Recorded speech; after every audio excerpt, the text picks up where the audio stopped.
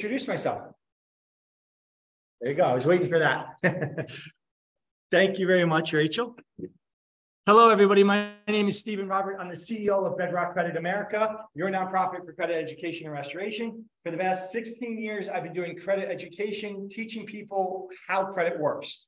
I have a PowerPoint presentation. I will probably not use it very often today because I like to have a conversation. I like to just ask you guys questions. I want you to ask me questions, and we're just going to go through and talk about anything and everything you need to know about credit. So the first question I have for you guys is, who here can tell me the difference between a credit score and a FICO score? Do we have any brave souls? No. Okay. So credit scores can be put together by any company that wants to go out there and build their own algorithm. Their score ranges can be anywhere from 100 to 1,000 points, 2 to 3 years worth of history, and it's just completely fictitious in the grand scheme of things. Biggest one that we know about is Credit Karma, right? Credit Karma, as we know, is, broke this thing already. Oh, it worked before. Credit Karma is the one that everybody knows, but it's also the one that nobody should pay attention to because it's not accurate. I don't know how to make this thing go forward anymore. I broke it. All right, we'll come back to that later. So, Crystal, I don't know what to do with this thing. It was working and now it's not working. Of course. That's right. So the websites like Credit Karma and freecreditreport.com and all these third-party websites credit-wise are giving you credit reports and credit scores, which are completely different and inaccurate compared to what the bank uses, because what the bank uses is known as your FICO score. Okay. Oh, look at me. Oh, works for you now. I can trash with myself right Now, now. everybody's heard of a FICO score. You have a question? No. Oh, no. Okay. Everybody's heard of a FICO score, but you're going to have a client that comes to you and says, FICO score. You know what? I know my FICO score. It's on my bank card or it's on my checking statement, right? That's a FICO score. And then they go and they have a lender pull credit. And when they pull credit, it's significantly lower. Well, Steve, that doesn't make any sense. You just said it's a FICO score. Well, there's different versions of our FICO score. And that's really important, especially because of the announcements they just made in November. We're going to be talking more about that at the end. But the bottom line is this.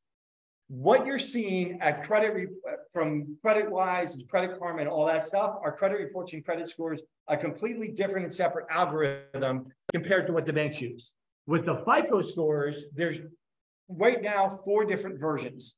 FICO Classic, which is used by mortgage companies, and then FICO version 8, version 9, and version 10, which they keep passing out to the public through credit card statements and bank statements and all these things. So those newer algorithms are not what the banks are going to be using. What the banks are going to be using is FICO Classic, which was developed in the year 2000. Okay. In 2008, they built FICO version 8. In 2014, they built FICO version 9. In 2020, they built FICO version 10.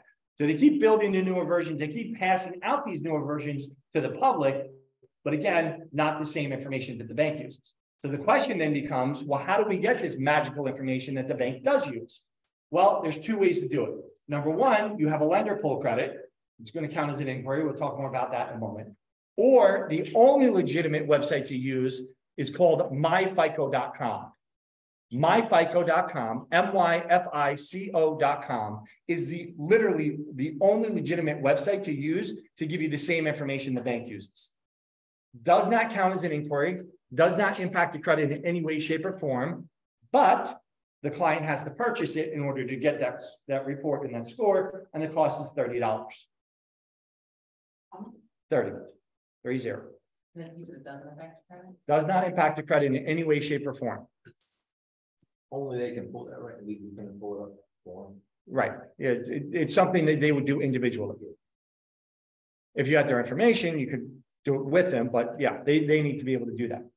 Now, some of you, I'm sure, are thinking, well, Steve, I heard about this free website, though, that the government has given out to the creditors, sorry, to the clients, is annualcreditreport.com. So annualcreditreport.com is the website that you can go to for free, where it also does not count as an inquiry and get your full 7 years worth of history, but doesn't give you any scores. Okay, so if somebody's like, well, I don't want to have to pay for my report, I just want to see my data, I don't really care about the scores, have them go to annualcreditreport.com, do it for free. They can do it one time per week, and they can go there and they can see their report. She shows all the same information the bank would see, but no scores at the end. And really important to understand, when a client goes to myfico.com, sets up their username and password, purchases a report, and clicks on the button that says, let me see my scores, the first score they're going to give them, FICO score version 8, again, worthless. So they have to go to the tab where it says mortgage scores, click on that tab. It's going to show FICO scores version 5, 4, and 2, respective to the 3 credit bureaus. That's what we care about because that's what the banks use as of right now. More on that later. Right, Jim? All right, so any questions on that? Credit scores, FICO scores, different versions of FICO scores. Any questions from the audience? Rachel, any questions online? No. Very good. All right, so now that we understand that, we want to start talking about, well, what is the whole point of our FICO score? What's it all about? And basically, it's trying to predict risk. And it's looking at how much risk is there based on the past history. Okay, this PowerPoint presentation will be passed out to Crystal. Crystal will send it out to the whole thing, as well as this whole PowerPoint presentation. My presentation is going to be recorded as well. So this is just saying what the FICO score is, 300 to 850, that's 7 years worth of history. And again, we care about FICO Classic. This breaks down what goes into our FICO score. There's 5 components, and what we're going to do is talk about each one of them, and specifically what in each one of those is really the most important. First one we have to talk about, past delinquencies, because that's the biggest one, right? So you have a client that has a credit card, and they go 15 days late on the card. What happens? Late fee, definitely, number one. Number two, I'm imagining that means that the scores are going down because it's reporting a past due to the credit bureaus, right? But what if on day 25 they pay it? Well, then that past due goes away and the scores can go back up because a past due, as long as it's recovered within the 30 days, will come off the credit report once it gets recovered, right? Once it gets paid. But once you hit that 30-day late payment, that's where you're really going to see a huge drop in the scores. And that 30-day late payment, that one 30-day late payment can drop your scores 50 to 100 points. Here's a real life example. This was in January of 2020. I'll never forget this because before all the craziness happened. Gentleman calls me, and he was an older gentleman, an actuary type person, ran his numbers and all that stuff, right? He looked at his credit. He had about 35 years worth of history, okay? He ran all his numbers. In the course of his history, was always on time, 99.9997% of the time in that 35-year history. The month prior, he had one late payment on his mortgage. He went on vacation or something, didn't go through, he forgot, he rectified it in January, but it hit him with that one late payment. His score went from 800 to 680. Just because of that one late payment. Even though there's 35 years of positive credit history. Is that bananas or what? Who sets up the formula that you've just identified? To go from where he was after all of that, doing the right thing, to that low number. Who are the people that come up with the formula that makes that decision so disruptive? Fair Isaac. The question is, who makes up these formulas? And the answer is Fair Isaac. Fair Isaac, FICO, Fair Isaac Corporation has been around since like the 50s or 60s, and they built different iterations of analysis models on risk analysis data, right? And we got kind of tucked into that in the 90s with the mortgages. And then in 2000, we got hit with FICO Classic, which again, we've been using for the past 23 years. But Fair Isaac is the one that determined, hey, that's great. You've had all this history, but if you slip up, boom. So he's in a category with all the other deadbeats. Not full deadbeats, but yeah, no, it's not fair. And guys, let me be very clear about this. my goal here is not to defend the system. I think the system's ridiculous, quite honestly. It is. And I was actually trained by John Alzheimer, who worked at Equifax for 6 years and FICO for 7 years. So he was there when they built the FICO Classic system in the year 2000. And he kind of showed me a peek behind the curtain about how they built the system and why they did what they did. I don't agree with a lot of it, but at least I know what it is. So my goal here is not to complain about the game, but to teach you the game so that we can win and we can help our clients win and understand what we can do to help them better. So, but yeah, I fully agree that that one situation just proves how crazy the system is. You can have so much good history, but one slip up can just tank your scores. Go ahead. How does he get the score to go back up? Wait. He's going to have to wait. Because when a negative piece of information, the question was how, I know, Rachel, I'm supposed to ask, reiterate the question. The question was, well, how does the score go back up? Unfortunately, the answer is that gentleman's not going to have to wait. Because when a late payment hits your account, it can now stay on your credit report for up to 7 years. What? Yep, 7 years. And it's not going to impact you the entire amount, the entire time. So let's say that month, it was 120 points, it dropped, okay? A year later, it's down to 89 points. 3 years later, it's down to 56 points. 6.5 years later, it's down to 15 points. It will diminish over the course of time, but the bottom line is that late payment can stay on your report for up to 7 years. Now, he could have probably thought that and said, look at my history. Well, there's two things, right? Number one, you could go back and say, well, I don't believe that's accurate. Look, I did make the payment because these companies do make mistakes, and you can certainly do that. But if he knew that he really was late, going back and basically creating a sympathy letter or a sympathy conversation of, listen, like I'm always on time. Look at my history. Come on, help me out here. Can it happen? Absolutely. Does it happen most of the time? No. The concept of we're human beings and, you know, I'm Mr. Robert and I've been a good customer for 30 years.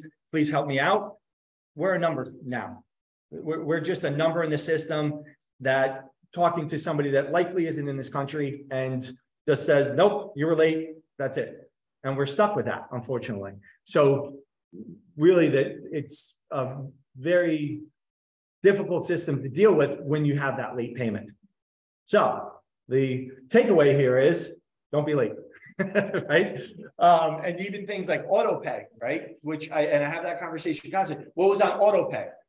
And then there was like a new contract the company signed. They didn't get the information to the client. And then all of a sudden the auto pay defaulted. The client thought like, well, I'm on auto pay. And all of a sudden there's a new late payment. So even things like, well, I have auto pay, you got to make sure payments are coming out as scheduled and try to do the best you can. Now, what about those situations where life gets tough? And not only do you go 30 days late, but you go 60 days late, 90 days late, 120 days late, 150 days late, 180 days late, right? So your score is just tumbling as this is happening. And eventually the account's going to go into what? It's the serious default, which is charge off and collection status, right? So it's going into charge off, and now they said, well, we're tired of collecting the money. And then they kick it over to a collection company. And now the collection company says, okay, we're going to try to collect on this money. And they throw themselves on the credit report. So now you have an additional line item trying to collect on it. So your score goes down even further. I mean, it's a very slippery slope once these things happen. But the most important thing is when they do happen, how to deal with it properly. And the biggest thing that I can say is you have to make sure that you're getting documentation and you have to make sure that you're protecting yourself in all aspects of things. What I mean by that, and we're going to focus on traditional collections right now, like credit cards or cell phone bills, things like that, right?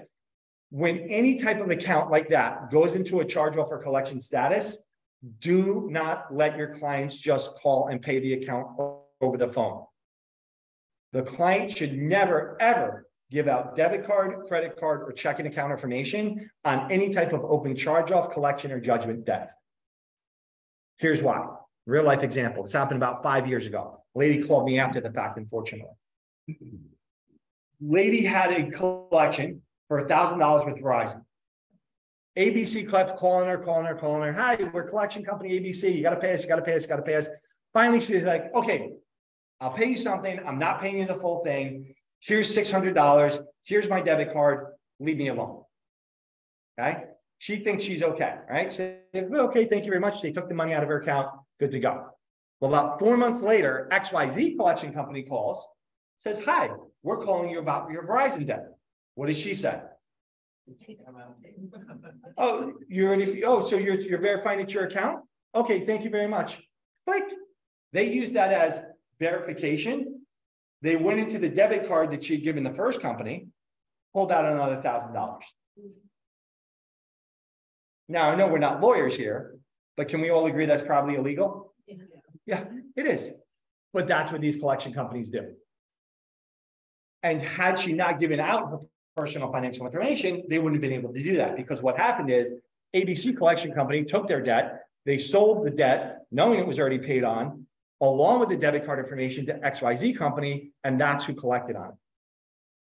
Now, she can go get an attorney and fight it and all that stuff, but most people don't know they can fight it. She was an older lady and she was a little embarrassed and afraid, and she didn't know what she could do and she should do. So I advised her she needs to seek legal counsel to go in there and do that, because I'm not an attorney. So point being is, when there's any type of outstanding debt, don't just let your clients call and pay the account over the phone, because it's going to cause problems. Part of the service that I offer when I actually go through a client credit report and see if it makes sense for us to work together is, if there's open charge-offs and collections, myself and my assistant Lynn represent the client as a limited power of attorney to make sure we're getting the correct documentation in terms of the settlement letter, and make sure that when we're ready to pay it, we only pay it with a money order or a certified bank check.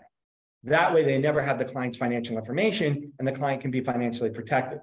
Then we can work with the credit bureaus to also clean up and remove the negative data as well. Why is that important? Because the way the system is built, which we know is a little bit unfair, is based off of the activity date of things.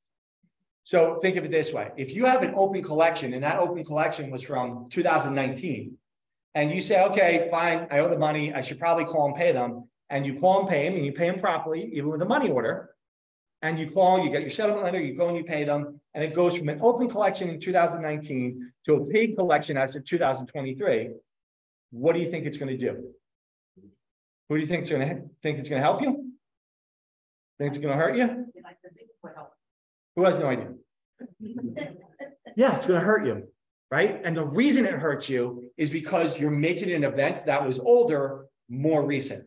And I know the loan officers in this room are shaking their head, yeah, because they've all seen experiences where a client had a debt, they went and they paid it, thinking, okay, well, I'm at a 615, I just need to be over 620, I'll just pay the collection that was 3 years old. They wait the 30 days and their score drops down to 590 because it updated the data last activity, and it made their situation much worse. So the operative timeline is at 31 days. For what? For the delinquency. You mean, when is it going to hit the actual? Yeah, it's going to hit the problems that we're discussing. Is that 31st day?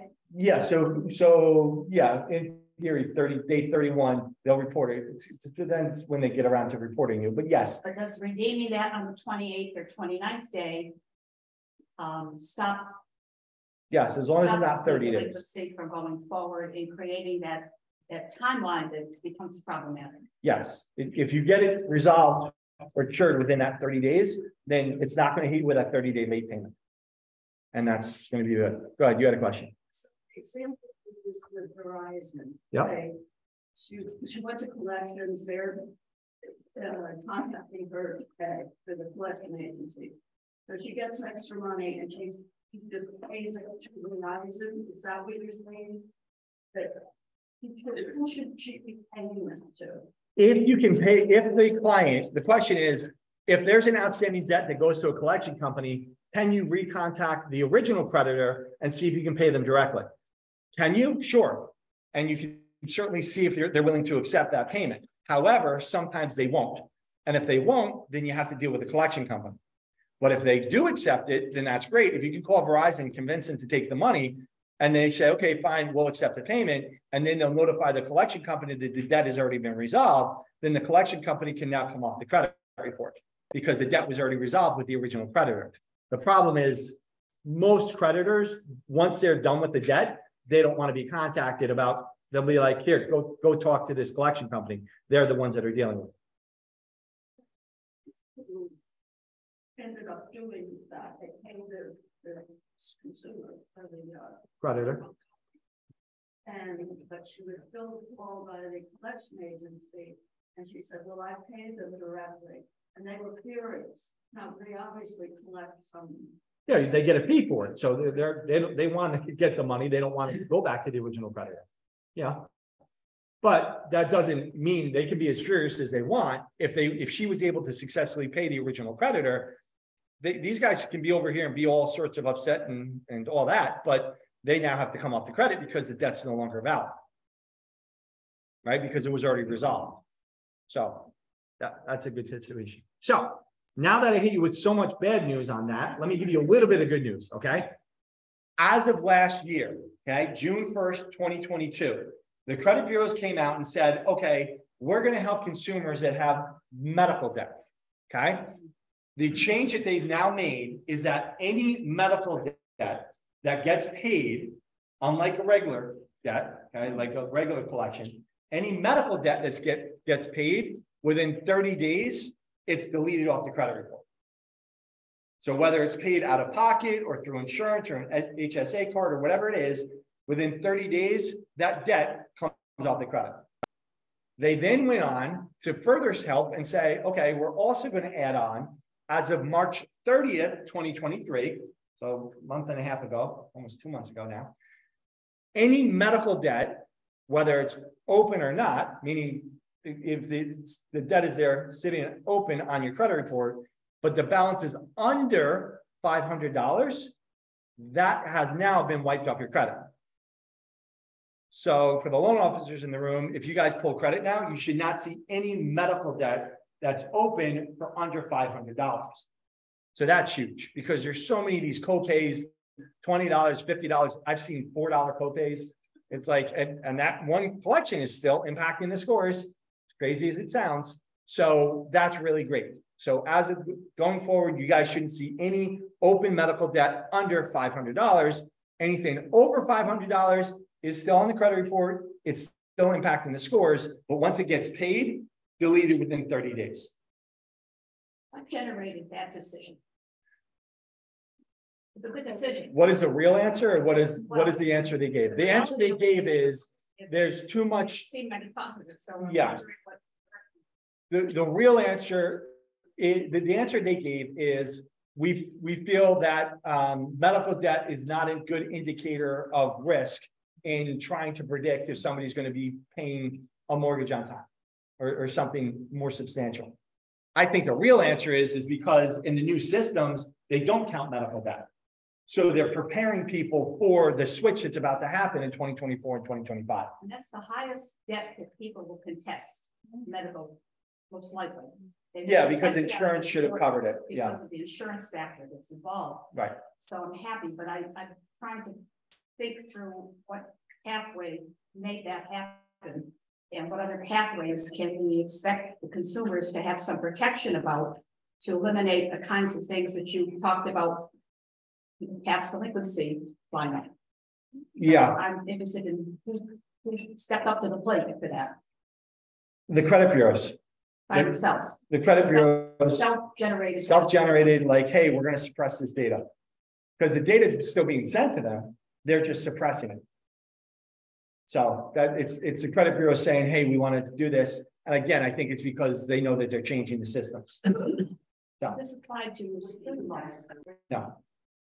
At all, nothing. Student loans are student loans. We can talk more about that. Okay. So we have a question in the chat. Ooh, we have a question in the chat. Go ahead. Can you talk about slow payments? Can we define slow payments, meaning past dues, or are we talking about the situation where somebody's catching up? Because I've had this conversation numerous times. Okay, I went late on my credit card and I'm supposed to make a payment of $300 every month, and I'm a month behind, but I can't do the full thing. So I'm going to do $300, which is my minimum, plus an extra $100 for the next 3 months. And in 3 months, I'm going to catch up, right? And that's what, oh, we're going to help you out. Don't worry. We're a great bank. We're going to help you out. We're going to do that. The problem is you're still past due every month until you fully bring your account 100% current, which they don't bother to tell you. So what does that mean? Every month you're getting a new late payment because them helping you isn't on the financial side. They just want their money. The finance department wants their money. They're going to tell you whatever they have to keep getting money. The credit department is going to say, we don't know what those guys are doing, but you're past due. And until you're 100% current, you're getting new late payments. So it's two completely different worlds. So I don't know if that's what they were asking. No, it's hi, Stephen, it's Barb Welch. Can you hear me okay? Yes, I can, Barb. Okay, wonderful. I was primarily asking about mortgage payments and if it's still, let's say it's paid on day 16 and it's due on the 1st, it's still under 30 days. So you won't get a full ding on the credit report, but it's but there's a separate category of, oh, gee, you're paying a little slow here. How does that affect the credit score? Right. So that's kind of what we were discussing earlier. So basically that's a past due. So whether it's a mortgage, it's an auto loan, it's a credit card. If you're past due, but you haven't hit the 30-day, that past due can be sent to the credit bureaus and that can drop your score 50 points. But once you cure it, as long as it's within those 30 days, the past due goes away and your scores go back up. So if you're slow, quote unquote, or past due, and that gets reported, that will impact you. But once you fix it prior to those 30 days, that goes away and your score readjusts to where it's supposed to. But if you get hit with that 30-day late payment, you're going to see a huge drop in the scores. Okay, so in other words, there's typically with mortgages, they have a 10-day grace period to receive. Most mortgages are due on the 1st, right? And if you pay on the 10th, you're not going to see that past due. But if you pay on the 16th, whatever the grace period is, say you pay on the 11th, then you're going to get the past due. And that's where it's going to hurt your score. Is that correct? Yep. Okay, great. I mean, every company might be a little different between that 10 to 15-day window, but yes, general principle applies. Okay, thanks. You're welcome. Question? If you pay it within the 30 days, but don't include the late fee, I mean, you just make the regular payment, does that come off or does it? Well, that means you're past due because you have your monthly payment. The question was, what if there was a late fee associated with it and you didn't get them to remove the late fee, which sometimes they will do, right? But say you didn't and you're supposed to pay $1,200 and you paid $1,200, but there's a late fee of $25. If you don't pay that as well, that $25 could generate that 30-day late payment. So you got to call them up and say, how past due am I? What do I have to do to bring this 100% current? See how that works? Good.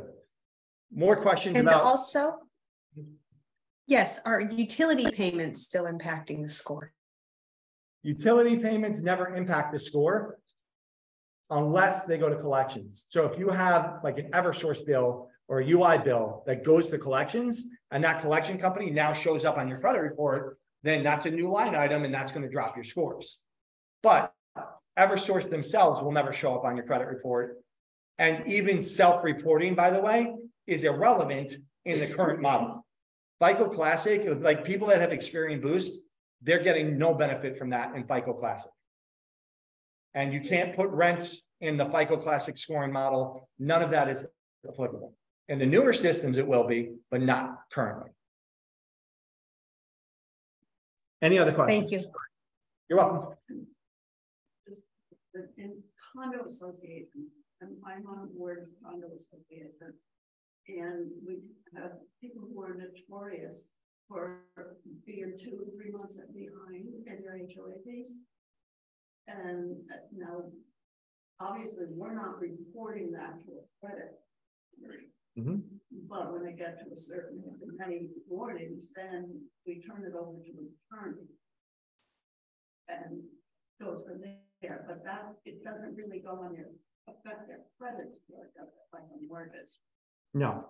Because we're not reported. It has to be reported to a credit, something like that. Correct. So the question is, if there's past due HOAs, and now that is a large number and it gets kicked out to an attorney's office, is that going to impact the credit? And the answer generally is no. The only time that I've ever seen any type of condo things are like evictions or where they left and there was cleaning fees and or whatever, they owed past due things, and it went to collections and the collection company collects on, right? So if a collection company is collecting on past due rent or cleaning or whatever, that can show up on there, that's fine. If you decide to send this to an attorney's office, keep in mind, since 2017, judgments do not impact scores. They can impact the credit lending decisions, as the loan officers in the room know, because if you have a judgment, the public record search will show that judgment, and it might be something that has to be rectified, but it's not going to impact your actual scores. Right? So if you have an account, let's say it was a Chase collection for $5,000, right? It was to charge off, it went to collection, and now they sold it to, or gave it to Howard Lee Schiff here in Connecticut, and they're trying to collect on it. There's a judgment outstanding, but that's not impacting the scores. But an underwriter is going to say, well, before we can approve you, you got to go and take care of this $5,000 judgment. So that's more of an underwriting thing that could impact you, but not a score thing. Make sense? Good. More questions. You guys have good questions today. This is good. I like questions. Okay. So let's keep going. All right. So that's past delinquencies. This is just kind of talking about what the process is here. It fell asleep on me again. Do I have to turn it on and off, Crystal? All right. Whatever. I'm going to keep going. Don't worry about it. I don't need this thing. Go ahead. This is the payoff in escrow, not before meeting. So that's if somebody is trying to qualify for a home, because the first thing I ask when somebody gets referred to me, what is your time frame? And if they say, well, I'm trying to do something in 30 or 60 days, my immediate response is, you're not about to hire me because I can't do anything that quickly. And you're not about to touch your credit. Because if you do, you're going to update something like the date of last activity and make the situation worse. So in that situation, when the loan officer is like, well, Steve, there's this $2,500 collection with Bank of America, we need to get that paid before we can get the approval. I say paid at closing, because that way, if it updates the date of last activity and drops the scores after the loan is closed, that's fine. And then at least the loan can get done. Versus, okay, let's go pay that today, drops the scores, and now we have to try to clean it up. And it's just not going to happen that quickly. You're welcome. All right, so I'm going to keep going without this thing doing what it's supposed to do, which is fine because I usually just wing it, right, Jim? You know that. So, all right, the next part we have to talk about, 30% of our scores, debt utilization. What is debt utilization? It simply means how much money do I owe versus my credit limits. Now, in order to illustrate how debt utilization works and what this 30% is all about, we're going to do a little example here. Let's say you have 5 credit cards. Each one has a $2,000 credit limit. What is our overall combined limits? 10,000, right? We don't even need a calculator for that. If I tell you, I want you to go out there and I want you to spend $2,000, what makes more sense, and more importantly, why? Is it better to take one credit card, completely max it out, leaving 4 cards at a zero balance?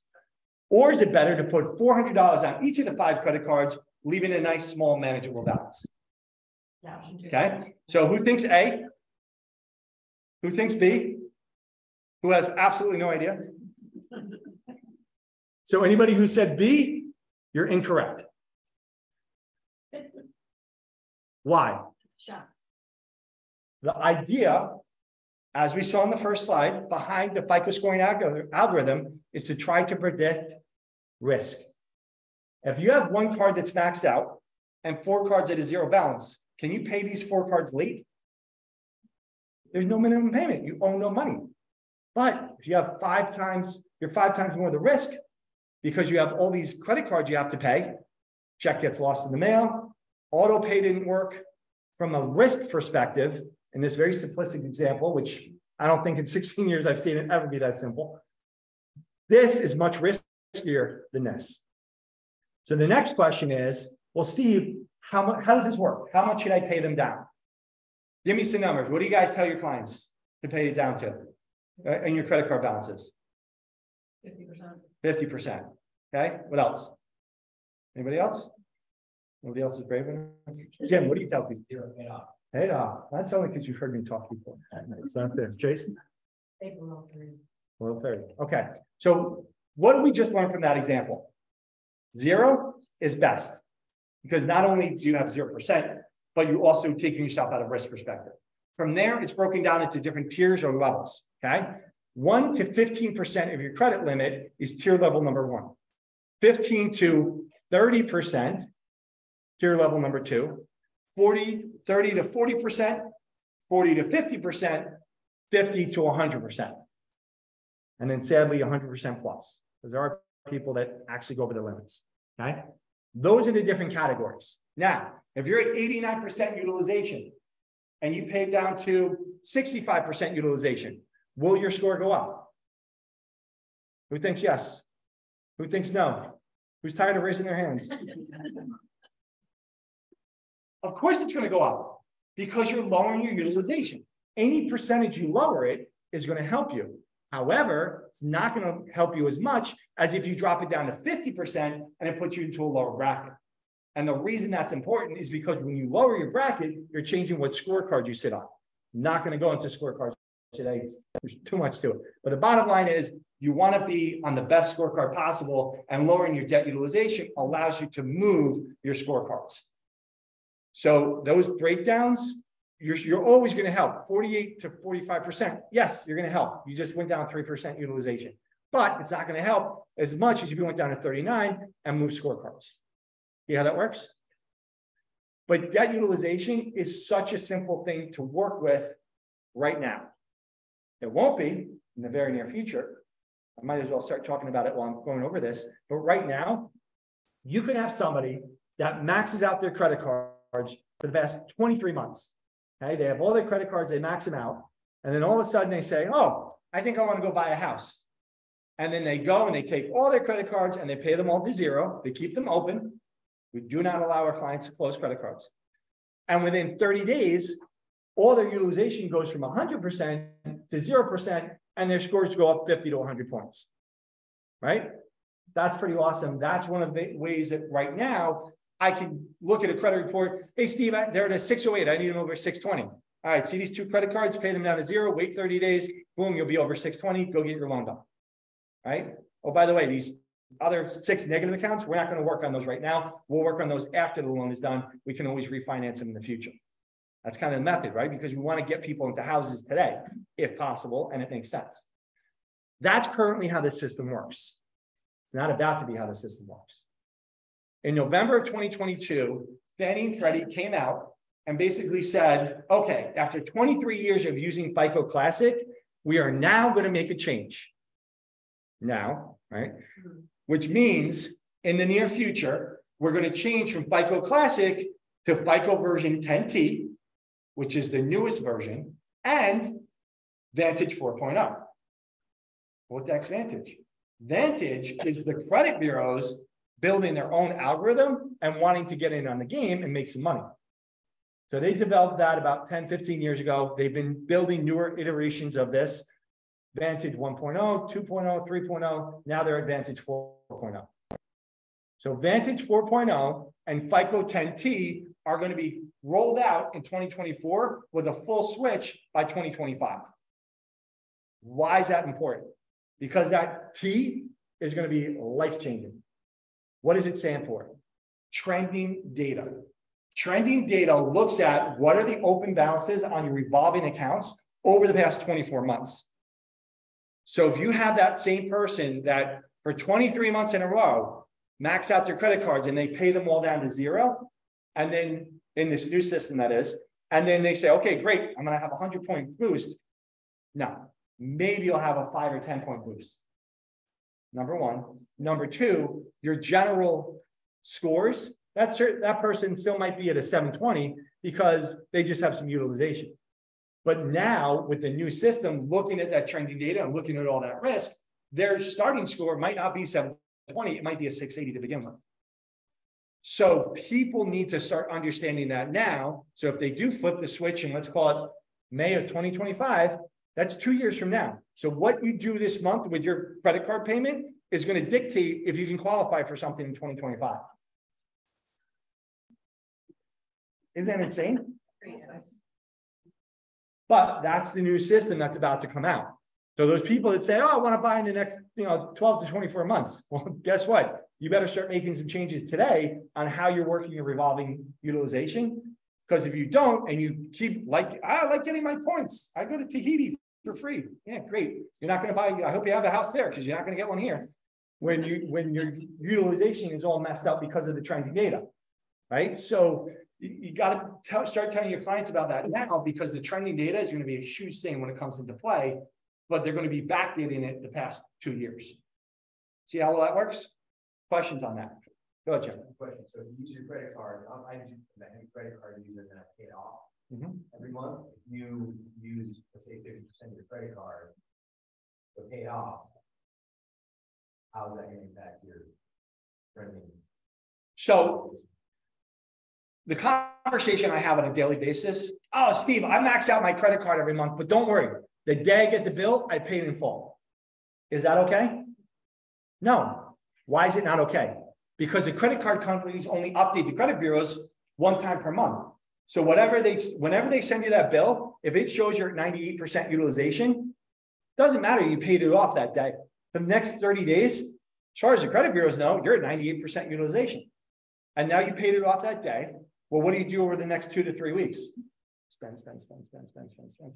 Next bill comes, you're at 95% utilization. That now goes to the credit bureaus.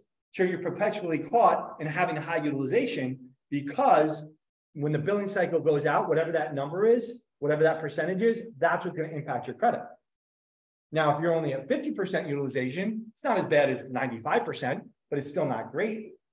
So bottom line is, Jim, when they send you the bill, whatever that balance is, that's what's going to show up at the credit bureaus.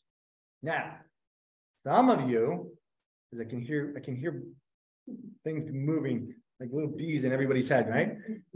You're like, oh, how can I beat the system? Right? Answer the good stuff. Here's how you beat the system.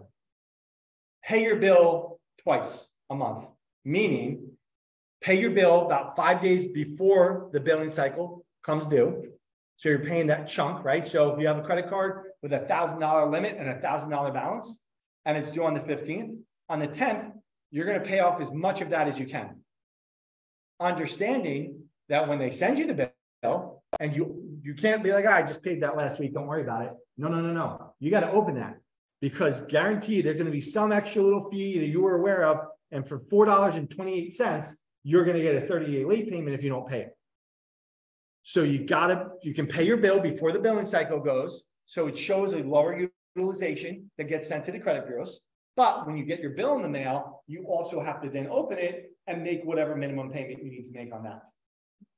That's the way to get around what's about to happen with trending data, if you still need to get your points or whatever it is, right? But that's the way to do it, because it's the bottom line is, the answer is whatever is reported to the credit bureaus is what they're going to use for trending data. So just make sure what's getting reported to the credit bureaus is as low as possible. Now, that's for you guys to understand. You guys are all in the industry. All the terminology I'm throwing at you, you guys have a pretty good sense of. You tell this to your client, they might not fully understand it. And they're going to come back to you with a 30-day late payment in their hand because you told them to pay it early and they didn't understand they need to make a second payment. So if you're going to explain this information's for you. If you're going to explain it to your clients, it's fine.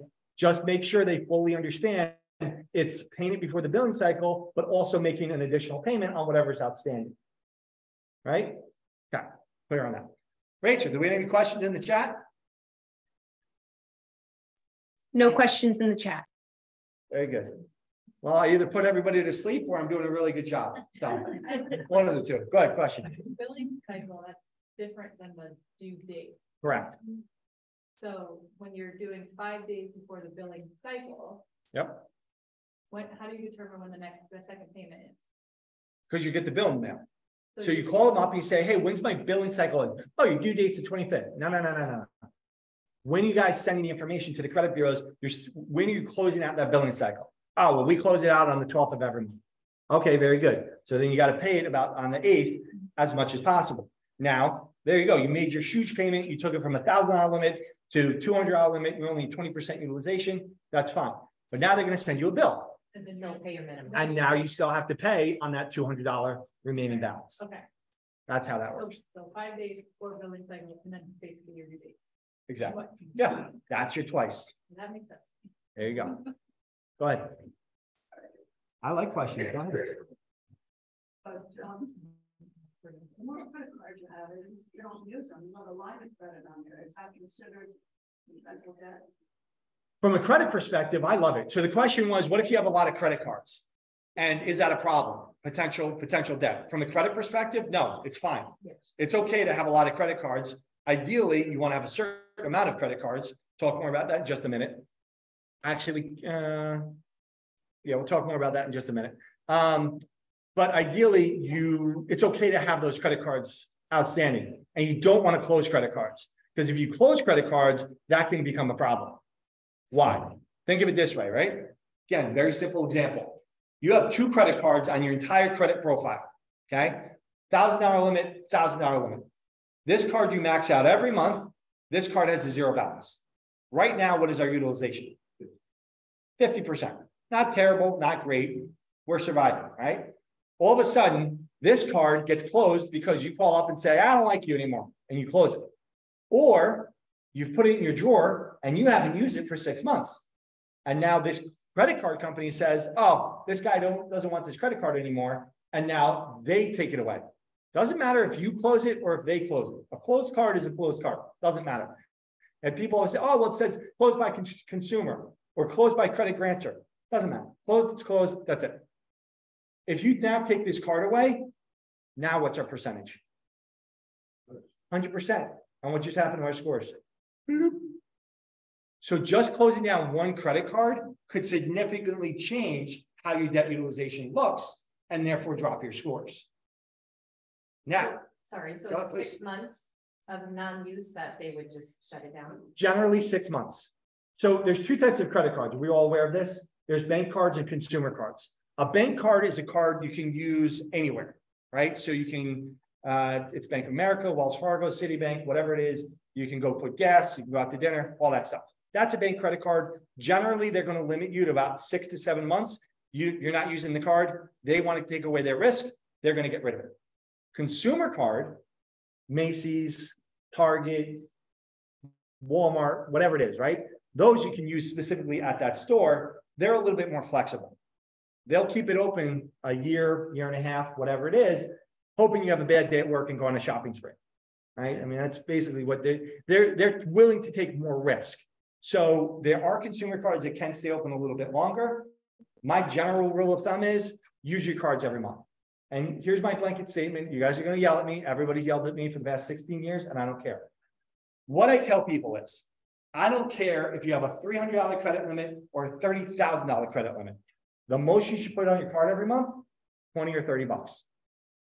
You put 20 bucks on your card every month, wait for the bill to come in the mail, and you pay it in full. That's going to optimize your credit, keep the cards open and active, keep your utilization very low.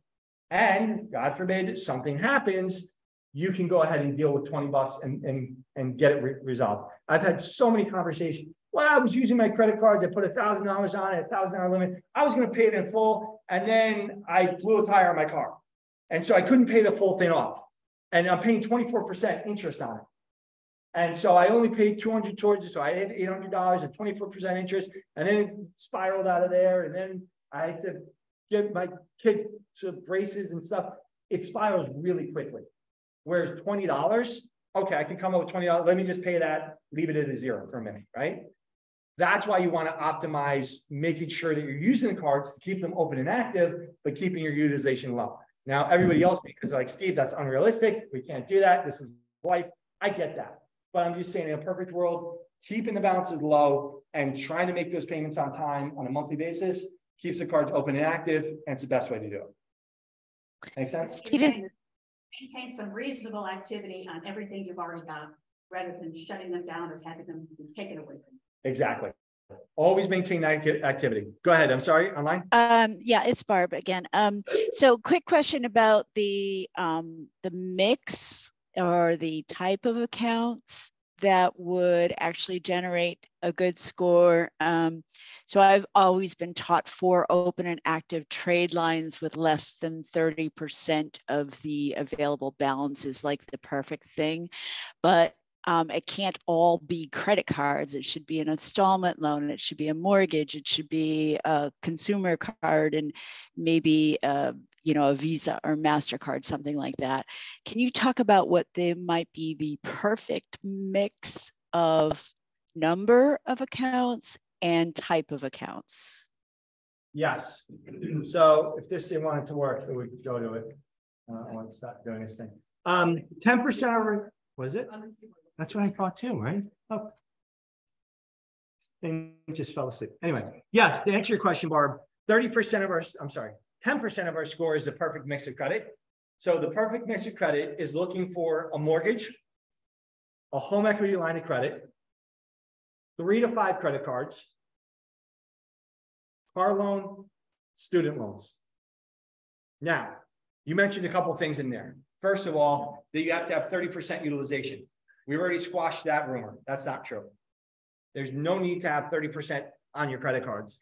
That's the top of the second tier. It creates a number that people deem as a little bit more reasonable than my ridiculousness of only put $20 on the card. So that's why maybe people say that. But it's by no means are you getting bonus points by having 30% versus 25%. The lower is the better. That's the bottom line. Also, you said something about, well, you need to have a MasterCard or Visa and some store cards. No, they're all the same. That 3 to 5 credit cards doesn't matter what they are, consumer cards, regular credit cards, just 3 to 5 credit cards. Now, if you have 1 credit card, should you go out and open up 2 more? Maybe. If you have 10 credit cards, should you close any of them? Probably not, but maybe. All of that is now determining where are you in the process of doing something and what are your goals. If you come to me and say, I have 1 credit card right now, 1 car loan, and a student loan that I co-signed for my son, everything is in good standing. I want to buy a house in the next 30 or 60 days. Should I go open up a secured credit card? The answer would be no. No. Because you don't want to add a new account to your account, lower the average age of your credit file, which we skipped over, but we'll come back to in a minute, and create a new account, right? So that's no. But hey, Steve, I'm not looking to do anything right now. I just want to have the best credit possible going forward in the next 6, 12 months, 2 years, whatever it is. Great. Then yeah, go open up 2 secured credit cards. Let's get yourself going.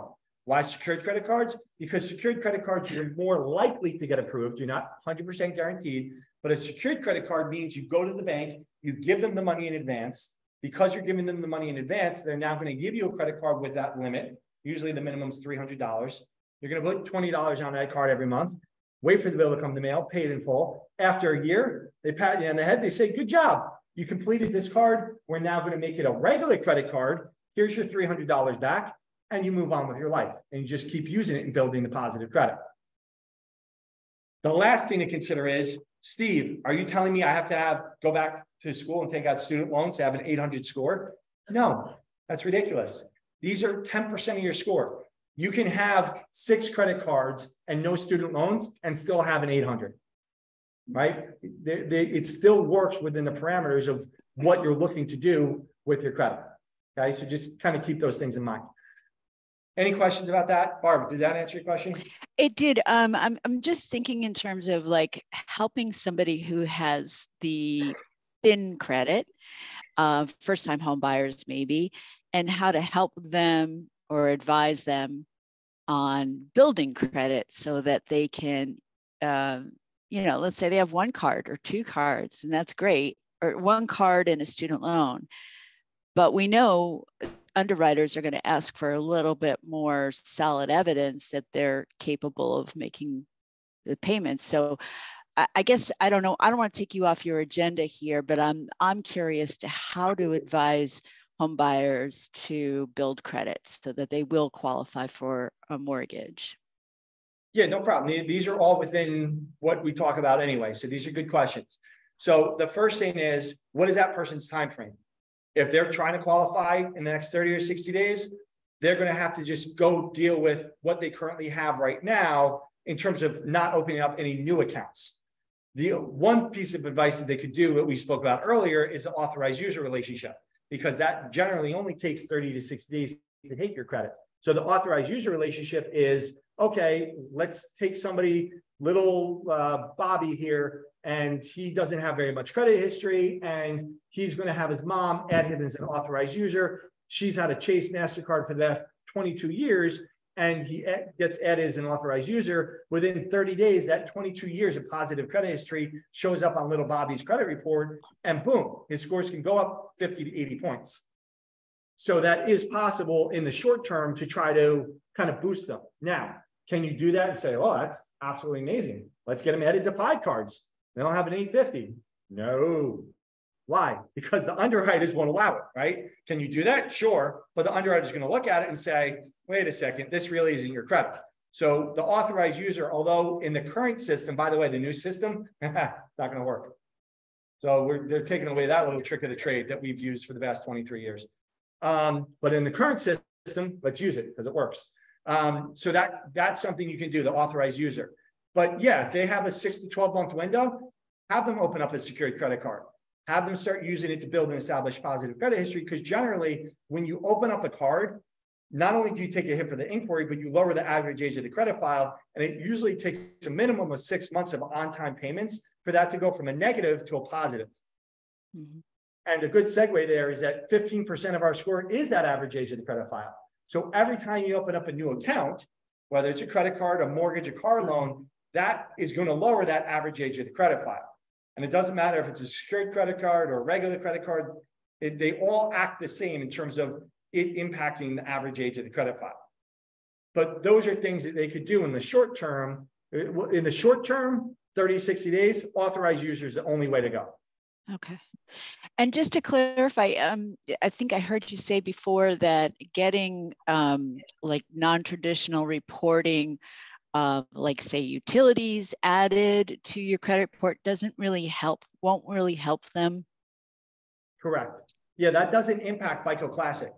It will impact new versions, those non-traditional trade lines in Vantage 4.0 and FICO 10T, they will take those into consideration. The question is how, which we don't know yet. Meaning, like, is it going to be Experian boost, and then there's going to be a TransUnion boost and an Equifax boost, and that's how the information gets there? Or is it going to be some type of hybrid where companies like Verizon make a deal with the credit bureaus to start pushing in the data? That's yet to be determined. But bottom line is, or even rental trade lines can get pushed into the new system with FICO version 10T and Vantage 4.0, and those will be taken into consideration. The question just is, how's the data going to get there? But that's not something we need to worry about, at least for the next 12 to 24 months. So right now, we're in the current model of none of those impact our credit, so there's no point in having an Experian boost. Rent payment reporting. Right now, doesn't help. And just to be clear, doesn't help the scores at all. Now, the loan officer in the room might be like, yeah, but our underwriters might look at that as a supplemental thing, like a trade line, right? Is that you guys both nodding your heads? Okay, so that could help from the underwriting decision aspect of things, just not the helping of the score. So right. Okay, thank you. You're welcome, Mark. What do you say to people who are like buried in old credit card debt, and like that theory of I got the flyer in the mail to transfer my debt for whatever percent and move it here, and they're just really just rotating their debt around and paying a little bit to move it, but then they get this, you know, at 0% for a certain amount. Yeah. Yeah, from a financial perspective, if a card's at 22% for $5,000 and you get a flyer in the mail that says, here, open up this credit card, 0% transfer, and you 0% transfer it for 12 months, and you can make a dent in it, go for it. Keep this card open. There's no impact on consolidation. No, well, that's not really consolidation, it's just a new credit card. You know, get 3 cards and put them in one, so you have one that's showing, you know. So you have like 1,000, 2,000, and 1,000. So you have $4,000 in debt, and you put it on one credit card that's $4,000. You get, you know, 10 months or whatever, it's 0%. Right. So from a financial perspective, you now take all that debt there, and you have a 0% that you're starting to pay it down. That's fine. You keep all these cards open, because otherwise, if you close them all, you're basically in the same boat. So don't do that. But you just got to make sure that you can don't use these, because Because if you do that, you're like, ooh, I have another $4,000 over here. And then you do that. It's The only gonna- thing is, I don't get that $20 a month. no, you want to use them just to keep them open and active. Just don't bring them back up to Right. $2,000 or $1,000. Go ahead, Jim. But HELOC be considered in that trended utilization calculation, so you have all your cards are maxed out, you have 100,000 HELOC, balance that can help your trending utilization. So right now and in the future, the bottom line is with any HELOC is it depends on how it looks. Meaning, is it showing as a revolving or is it showing as an installment? Now, generally, a HELOC is going to show as a revolving, but like if you have a second mortgage that people might interpret as a HELOC, that's going to show as an installment. So installments don't look into they're not caught into this revolving trending data thing.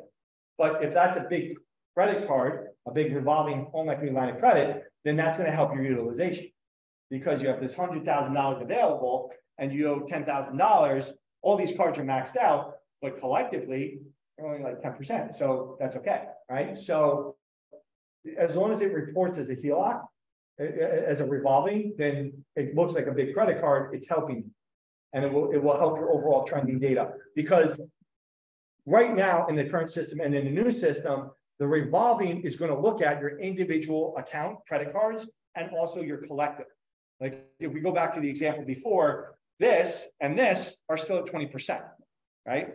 It's just calculating the risk. So it's also going to be looking at the risk factors of it too. So good question. Any more questions on that stuff? Okay, I just want to go back to that 15% of the score is the average age of the credit file, because you're going to get clients or yourselves that say, oh, well, I like to go holiday shopping and I like to go into my store. I get to my 30% off. And I wait for the bill to come in the next mail, and I pay it off next month in full, and I close the card. I beat the system.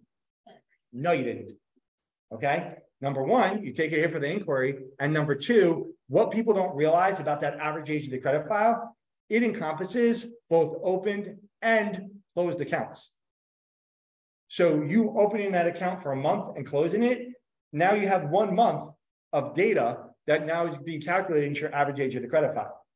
So you're not helping yourself by doing that. And that 30% that you're saving, if that's going to mess up what you're, now if you're an 800 and you do that, fine. My dad loves to do that stuff. It drives me nuts. But generally, if you have great credit, it's really not going to damage you. But that person that's at a 620 that's doing that, that's going to be problematic for sure, because it's definitely going to drop them at least 5-10 points, if not more, and it could change if they could even qualify or not. So kind of keep that in mind. I don't even know what time it is. I just like to talk. All right, we're good. We got time. So the last 10%, you just kind of remind everybody, because this cookie thing's not working. Maybe go backwards. Is inquiries. And inquiries is always a very interesting one because of how it really works. Okay. With mortgages and auto loans, there's a 30-day window to have credit pulled as many times as you want, and it only impacts your score one time. What that means is, client goes to a loan officer today, they pull credit. They could go to 20 different loan officers within the next 29 days. All 20 of them will be listed.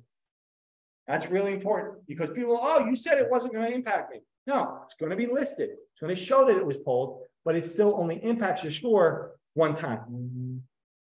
That only works for mortgages and auto loans. I had a guy about a month ago, auto dealership manager called me, and he's like, oh, this guy's flipping out because we said we were only going to shop into 2 banks. We shopped into 5, and he wants the other 3 removed. I was like, why? It's literally not going to have any difference to the score, because once you have one, and it was within the 30 days, once you have one, doesn't matter if you have 100. It doesn't matter. You're just shopping for the best rate. So removing the other 3 will be a waste of time, because you're still taking the hit for the first inquiry. Get it? And the inquiries themselves being 10% of your score, 5 to 10 points. Oh, well, I have a 520 score, and it's because Jim pulled my credit 3 times. No, you have a 520 score because you have crappy credit. You don't know how to pay your bills. That's the bottom line, right? So it's not about the inquiries, and especially in the mortgage and auto world. Obviously, credit cards, anytime you apply for a credit card, it's going to count as an inquiry. So if you have somebody that applies for 5 credit cards within a month, that's going to be 5 different inquiries. And that can add up over time, right? 25, 30 points, maybe more.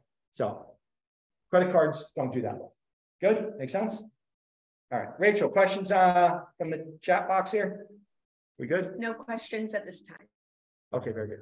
All right, go ahead. What about loan originators that recommend their clients pay off the balance of a car loan, or the balance of a small student loan, or any other thing that would complicate the underwriting process in the time frame that you have just explained? From a credit perspective, that's not good. From a financial perspective, underwriter's perspective, they might like that, right? And I had this conversation in January. A guy calls me up. He's like, I just paid $20,000 on my car loan to pay it off. My score went down 4 points. I was like, well, first of all, you're looking at Credit Karma, so don't pay attention to that. Second of all, yeah, because you're not fulfilling the loan obligation you had. You're supposed to make all your payments on time, and that builds your longevity and builds your history. So that's not going to help you. Now, there may be no prepayment penalty on this. From a financial perspective, you might be like, well, Steve, it's 18%, and I want to get out of it. So it's 2 different questions. It's, well, what's the answer from a credit perspective, which is no, you should not pay it off early. And then what's the difference from a financial perspective, which is, well, I don't want to pay 18% interest for the next year and a half when I can pay it off today. It's cash flow every month. Right. So that's a financial decision, though, not a credit decision. What do they recommend doing? And then there's the third thing, which is a bank decision, where the underwriters are going to say, well, in order to fit within our DTI, debt to income ratio, which is different than debt utilization ratio, you're going to be looking at, well, how much money comes in versus goes out. That's a $450 a month car payment that you now don't have to include in there. So now you're going to have more purchasing power. So it makes the loan work. Did I describe that properly? Well, I'm not a loan officer, so I defer, but it's a frequently suggested situation. Yeah, no, it is from listen, we want to make sure that you fit for the DTI. We want to make sure that your numbers work. Go pay this off. And that's what they want you to do from a financial perspective. Good. And from underwriting, fine. Credit perspective, it's not helpful. It's not, because you want to continue to have the longevity. You want to have the accounts continuing to work. So I want to see more on the whole picture is this side out and backwards. Yeah, I won't deny that at all. Who's governing the credit bureaus? Anybody? CFPB, kind of. Thank you. Kind of. Yeah, pretty much. Doesn't mean a thing. I mean, even Fannie and Freddie kind of. Yeah, I mean, they all have hands each other's pockets. Not going to get on my soapbox here about why this isn't always. Like, I've been speaking at schools lately, which is great. High schools I find a little tough because they're not always grasping the concept yet. But why, you go into a college, required classes like English 101, History 101, Computer Science. Why is there not Life Finance 101? Should be earlier than college. Yeah, yes and no. Yes, because it makes sense if the kids, when I spoke at a high school a couple of weeks ago, half of them kind of got it. The other half are just like, we're not there yet. You could just tell. So in college, and I know, what are you like? Well, then they have to be in college. I get that. But if you can start anywhere, point is, credit education is huge and it needs to be out there. And that's why traditionally over the past 15 years, I was always a regular company. And as of last year, I worked with the IRS to become a 501c3 nonprofit, so I can focus more on education and go out and do these type of seminars. And thank you, by the way, to Liberty Bank for having us here and making this possible. So the education is needed and provided. I do home buying seminars all the time. So if you guys ever want to do one of those collectively or whatever it is, working with different lenders, whatever you guys want to do, as long as we can get this information out to the consumers, either in person or virtual, the better we do, right? Before I wrap up with everything, one other thing I want to talk about is student loans. Should I talk about student loans? You guys care or not really? Yeah, student loans, okay. So student loans, let's talk about the basics, which is if an account is sitting there as a student loan that's in deferment or forbearance, it's not a big deal. It's people say, oh, I have these student loans, they're hurting me. No, they're not. They're sitting there. And if there's no payment to be made because they're deferred, then there's no payment, and that's fine. You don't have to make a monthly payment. It's easy enough, right?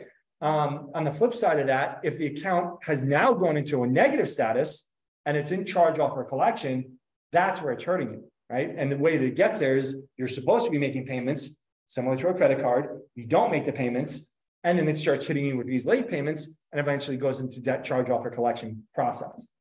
Well, there's ways to get yourself out of that. And the best way to do it is the rehab program.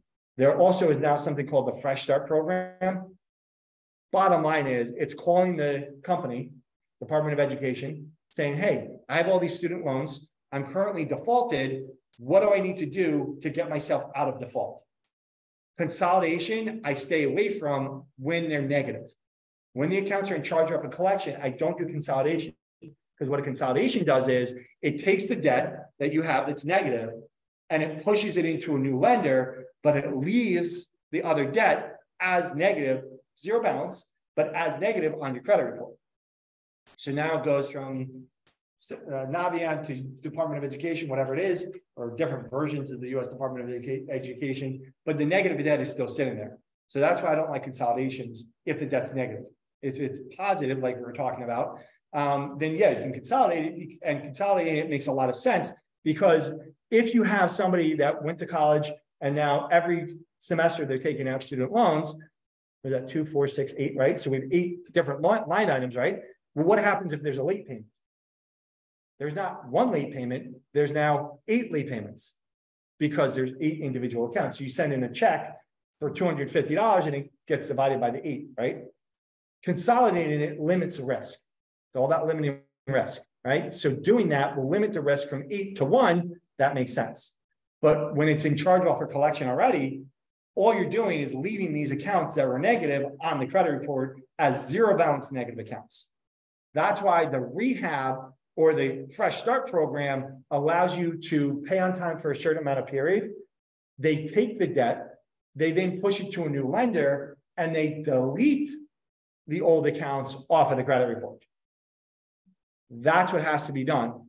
The rehab program is generally 10 months. I don't know as much about the Fresh Start program. They just came out with that. But to my understanding, it's basically the same thing, which is you pay for a little bit and then they transfer the debt and remove the old stuff. This is all about removing the old stuff, which, by the way, guys, the FICO scoring system doesn't have a memory, right? So if you had really bad credit 6 months ago and you worked and did things to clean it up and your 5 negative accounts are now no longer there, it's not going to look back and be like, whoa, whoa, whoa, what happened to those 5 accounts?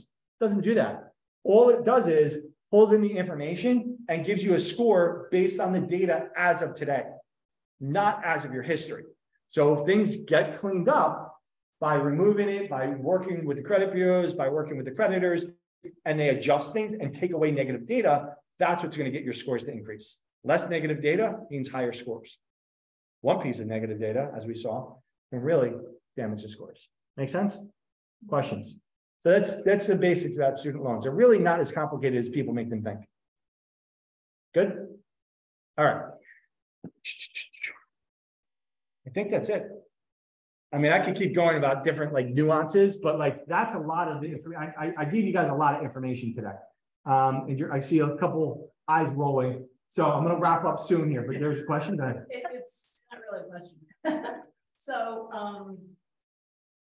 we have an elderly relative who went through some type of company to charge off or credit cards. Got it. And okay. This year, because this is the year the company charged it off, he had to claim it as income. Okay. Yep. Yeah.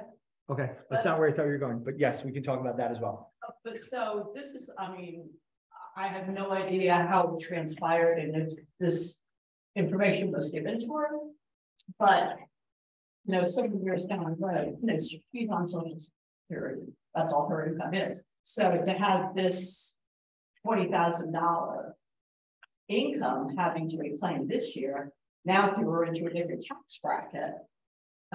So is that standard? Like if yes. you do a charge off, it's then considered income? Yes. Okay. So the question is, what if a debt goes into charge off and they decide that they're now not only going to still try to collect on it, which unfortunately they can still collect on it, they can still push that to a collection company, still collect on that $20,000. But if there's a debt that is owed that they charge off, they can now take that debt, hit you with a 1099 for that, and you have to claim it as taxable income. It's crazy to think about. The laws are also written that, okay, here's your 1099, go claim that as taxable income. And by the way, we can still report this on your credit. Now, you can try to use that 1099 to send it to the credit bureaus and convince them that they, hey, this, I've just paid taxes on this, you got to pull it off my credit. They can do it sometimes, they don't often do it. And talking to different attorneys and judges across the country throughout the years, basically the laws are written as, because the banks write the laws that say, hey, we can not only charge this off, but try to collect on the money, which is another one of those wonderful things. It's absolutely ridiculous. On the flip side of that, if you have an account that's a $10,000 collection, and let's say you settle it for $2,000, at the end of the year, they don't let you off for that $8,000. They're going to send you a 1099 for that $8,000 difference. What's that? You live with it for a long time. Yeah. And you're going to have to claim that difference in what you settled versus what you owed. That difference you now have to claim as taxable income. So, go ahead. Does that apply to short sales as well, and mortgages? Maybe basically into that. What part of that? Well, the short sales, when they forgive part of the loan that you own, are you on what they've forgiven you on short sale? I don't know, actually. Are they? Any idea? Good question. Now, I would say it would be a better question for an accountant, because I've never seen, in all the years I've done it, every 1099 I've seen is always being for a credit card. I've never seen, and I've dealt with short sales. I've settled second mortgages, all that stuff. I've never seen a 1099 issued. I even did a boat repossession, and I do car repossessions all the time. I've never seen a 1099 for the difference in between those. Stephen, I've seen that as a deficiency judgment that's been placed on a credit report, where whatever the sales price versus what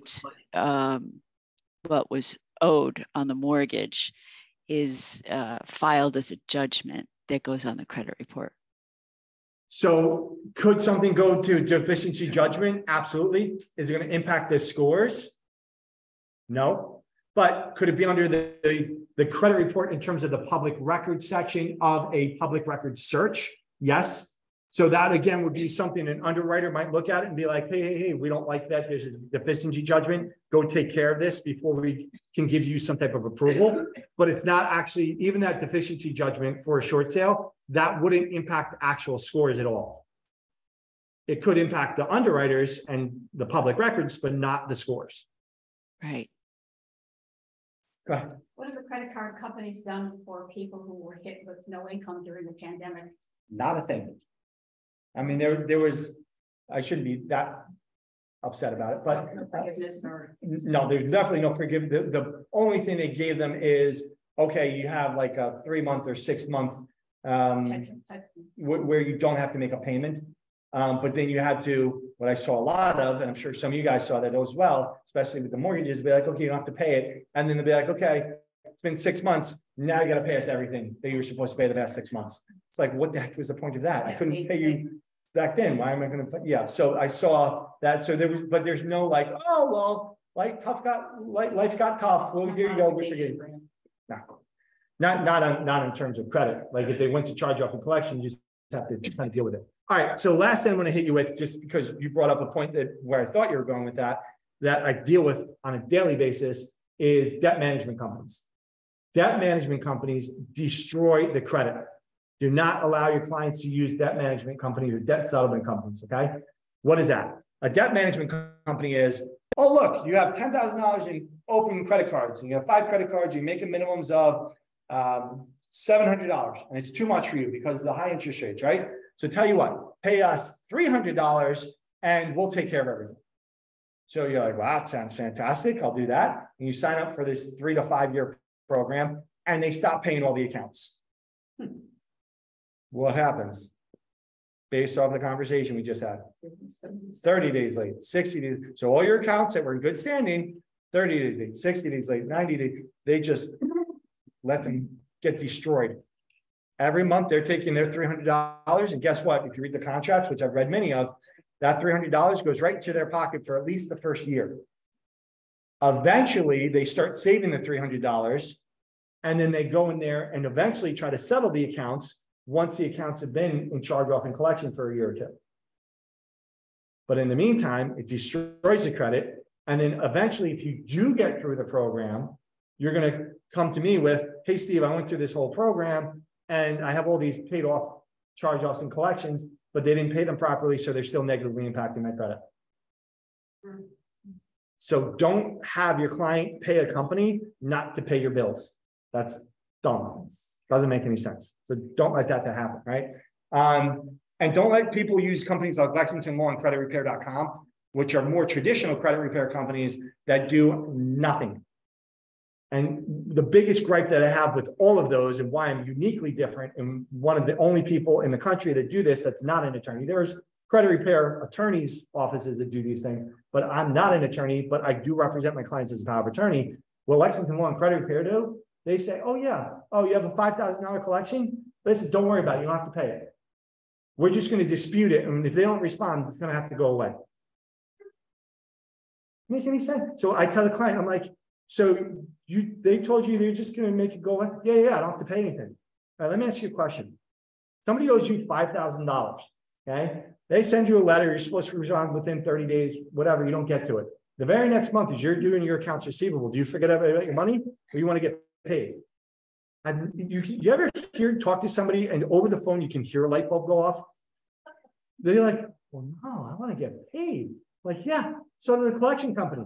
So the fact you're paying $75 to Lexington Law to dispute these things, you never have to pay it for 3 years. I've been working with them for 3 years. They didn't get anything off yet. Yeah, because you owe the freaking money.